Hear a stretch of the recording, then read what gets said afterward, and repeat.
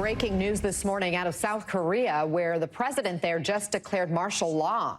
Okay, South Korea, stop giving Trump ideas, right?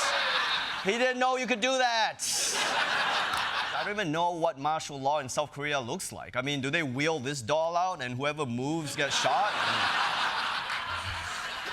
Unfortunately for South Korea, this looks like the beginning of a long and slow descent into dictatorship, a dark period which may last years or even decades. South Korea's parliament just voted to nullify the declaration of martial law that was made by the country's president just a few hours earlier. Oh, that's great. Good old Asian efficiency. The president went nuts, declared martial law, the assembly overruled him, martial law over, and they did it all in a lunch break. All right. Everybody, get back to doing K-pop. Chop, chop. Dance. Another incredibly controversial Trump administration nominee, Kash Patel, has been nominated to head the FBI. Seems like a perfectly little judgy tonight. Little crowd. Is it the tie? What are we dealing with here?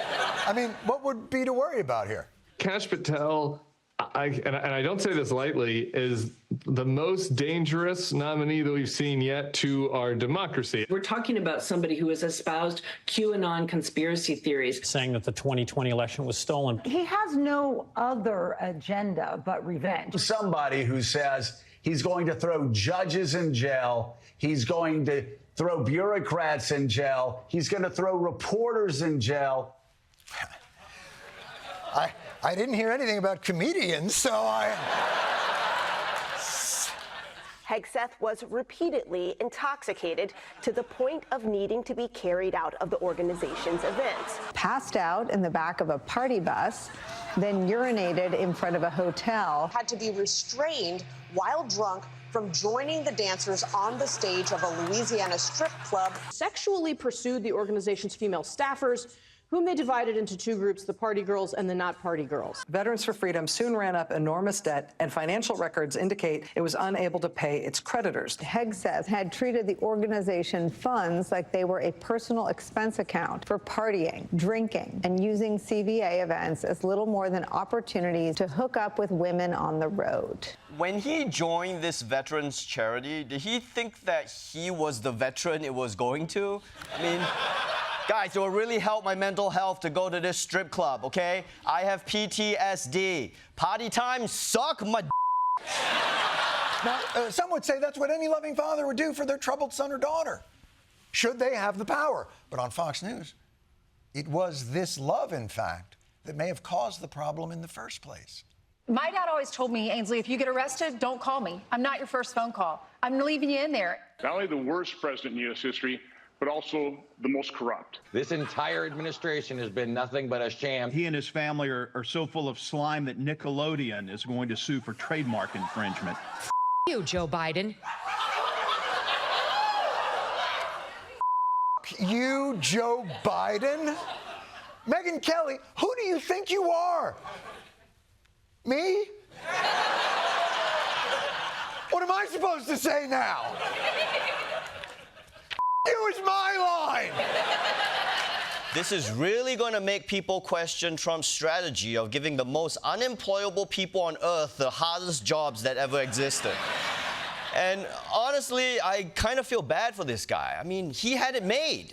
A cushy job on Fox News, a side hustle selling macho garbage on right-wing Instagram, a loving third family. And then Trump comes along and offers him a job, and now his life is kind of f***ed up. I mean, who could have seen that coming other than Matt Gaetz, Mike Pence, Rudy Giuliani, Michael Cohen, and everyone else Trump has ever come into contact with?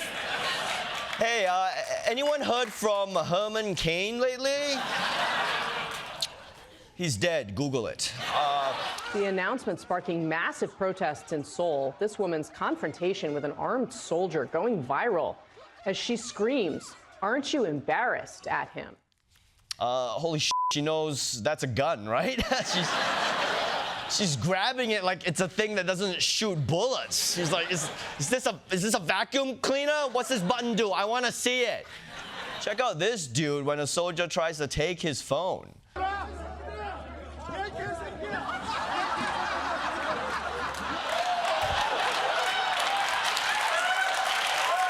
Okay. Police looking for the man who gunned down the CEO of UnitedHealthcare. The words deny, defend, and depose were on the shell casings at the scene of the shooting. This could be a reference to what's called the 3 Ds of insurance, made by critics of the health insurance industry. To write something on something this small, and I mean, John, picture how you would try to do that. Would you take a fine point Sharpie? Would you try to scratch it in? Would you train a mouse to write on it with some kind of mouse crayon? I mean, who gives a how he wrote it? It's not important how he wrote it. What's important is that he wrote it, okay? This guy knows that there's so many bullet casings on the streets of New York, and he wanted to make sure we knew which ones were his, right? And now, yeah, I don't know if we should be applauding that. New questions after an airport security breach. Federal investigators are looking into how a stowaway boarded a flight from New York to Paris at the height of holiday travel. Svetlana Dali managed to bypass the document check podium as well as the gate agent before boarding Delta Flight 264 from JFK to Charles de Gaulle Airport. Dali was caught when a flight attendant noticed that she was going from bathroom to bathroom because she didn't have a seat on the plane. Okay, first of all, that's not what a stowaway is, okay? A stowaway has to hug the wheel or hang onto the wing like Tom Cruise. If you're just inside the plane without a seat, you're not a stowaway. You're just losing at musical chairs, okay? And if security is so lax, hey, maybe I should have just left that bottle of shampoo in my backpack instead of trying to smuggle it out my ass.